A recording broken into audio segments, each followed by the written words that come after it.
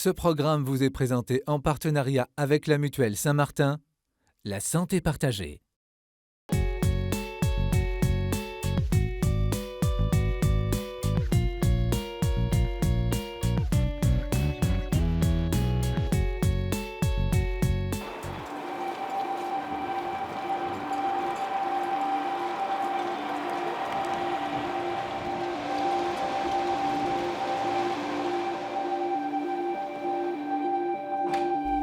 Nous sommes dans le 19e arrondissement de Paris. Depuis 14 ans, Maria, femme célibataire et sans emploi, loue un studio de 16 mètres carrés dans le quartier. Elle y habite avec son fils de 15 ans, Nicolas. Par peur de devenir un objet de rumeurs et de moqueries, ils nous demandent de cacher leur identité. Je suis dans une situation très difficile avec mon fils. Je dors, je cuisine dans cette petite chambre de 16 mètres carrés. Tous mes affaires, ils sont dans des sacs, dans des cartons, dans des valises. Il y a toujours de l'humidité, moisissures, les cafards. Et en plus de ça, le propriétaire il va me mettre à la porte. Oh là, regardez. J'en ai marre. Je vais vomir. La petite chambre est devenue une prison pour elle et son fils. Il n'y a pas de place pour les visites d'amis et les proches.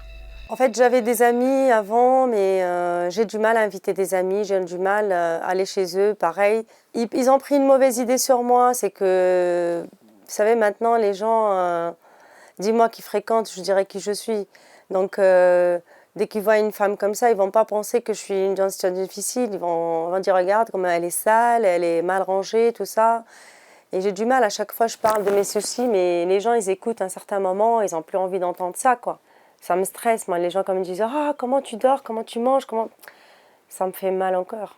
Ça va, on essaie d'avoir le côté positif, je garde toujours le sourire. Quand je vais chez mes amis, je vois qu'ils ont au moins une chambre, un bureau. Moi, je viens ici, j'ai juste mon lit pour m'allonger, pour regarder la télé, des vidéos.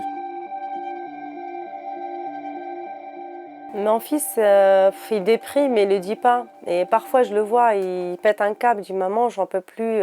Il ne vit pas son adolescence comme tous les enfants. Il ne bouge pas du lit parce qu'il ne peut pas aller ailleurs, parce que le quartier, c'est infréquentable.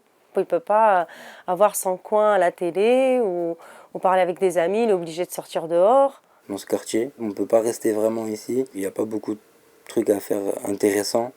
Dans mes amis, il n'y a personne qui sait comment j'habite, dans quelles circonstances. Quand ils me demandent est-ce qu'on peut venir chez toi, un truc comme ça pour réviser ou pour jouer ou regarder la télé, un truc comme ça, ben je leur dis non, je peux pas et tout.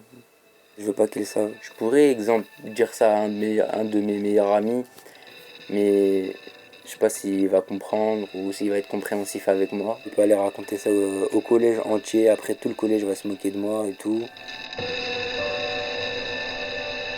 Les prisonniers savent au moins combien de temps il leur reste jusqu'à la sortie. C'est loin d'être le cas pour cette famille, enfermée dans une petite chambre de la grande ville.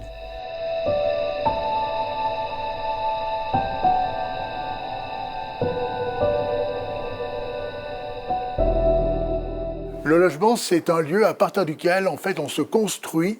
C'est ce lieu de l'intime et c'est aussi, parce que c'est le lieu de l'intime, le lieu d'une socialisation. Ce mal-logement, naturellement, a des effets pervers, difficiles, et qui sont, en fait, très nombreux.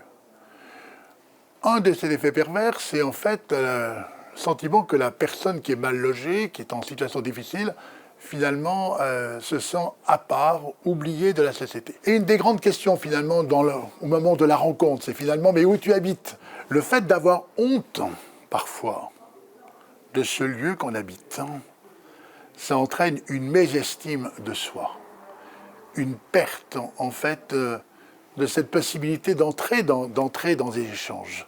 Et donc, on se replie, et ça conduit alors à un entre-soi.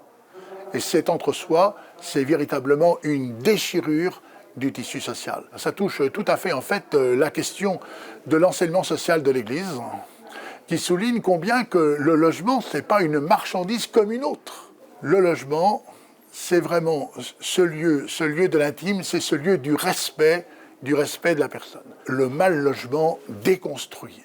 Et donc, si on veut véritablement rentrer dans une approche, en fait, d'une socialisation du logement, il faut que dans l'acte de bâtir, l'acte de construire, on se pose la question comment permettre à ceux qui vont habiter ces logements d'avoir une vie qui, à partir de laquelle, qui n'est pas simplement dans l'ordre de la défensive, de l'ordre finalement d'être des oubliés, mais de découvrir qu'ils ont leur place. Je pense d'ailleurs que l'Église devrait davantage s'interroger sur la question en fait, de la finance solidaire. Et l'Église devrait être absolument pionnière par rapport en fait, à cette économie. Les chrétiens doivent se poser la question du sens et faire en sorte que dans la réponse du sens, ça soit une orientation précisément de cette économie vers ceux qui sont les plus en difficulté. Eh bien là, nous sommes au cœur de l'Évangile, nous sommes là au cœur de cet appel à mettre l'homme au cœur de tous nos engagements.